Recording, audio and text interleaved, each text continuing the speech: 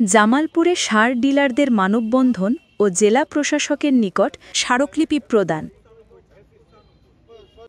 ১৯ August দুপুর ১২টার সময় বাংলাদেশ ফার্টিলাইজার অ্যাসোসিয়েশন জামালপুর জেলা ইউনিটের আয়োজনে জেলা প্রশাসক প্রাঙ্গণে সারের ২০২৫ নীতিমালা বন্ধ করার দাবিতে সার ডিলারদের কমিশন যৌক্তিক পর্যায়ে নির্ধারণের দাবিতে মানববন্ধন অনুষ্ঠিত হয়।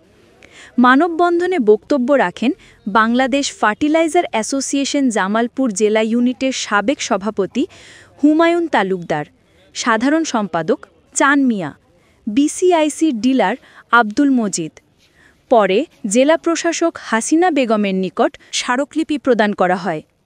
বর্তমান এই ইন্টারিম গভর্নমেন্ট কৃষি মন্ত্রণালয় সার নীতিমালা করতেছে, সেই নীতিমালা সম্পূর্ণ এই দেশের এবং কৃষকের বিরুদ্ধে যায়।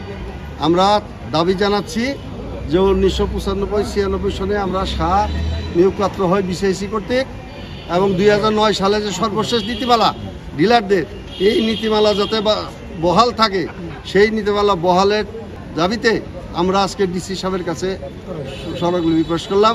আমরা আজকে আমাদের কৃষক বাঁচাও এই দাবি নিয়ে, এবং আমরা গত 96-এ যে আমাদের সার নীতিমালা হয়েছে এবং 2009-এও সেই নীতিমালাটার কিছু সংশোধন হয়ে যে নীতিমালা আছে, সেই নীতিমালা আলোকে আমরা সার ডিলার ভাইয়েরা আমাদের এই দাবি, এবং এই দাবির আমরা আজকে ডিসি সাহেবের এখানে জেলা প্রশাসক মহোদয়ের কাছে আমরা আমাদের স্মারকলিপি পেশ করলাম। বর্তমান সময়ে আরেকটি নীতিমালা বাস্তবায়ন করতে যাচ্ছে এই ইন্টারিম গভর্নমেন্ট, অন্তর্বর্তীকালীন সরকার, যে নীতিমালা আমাদের ডিলারদের বিপক্ষে যায়।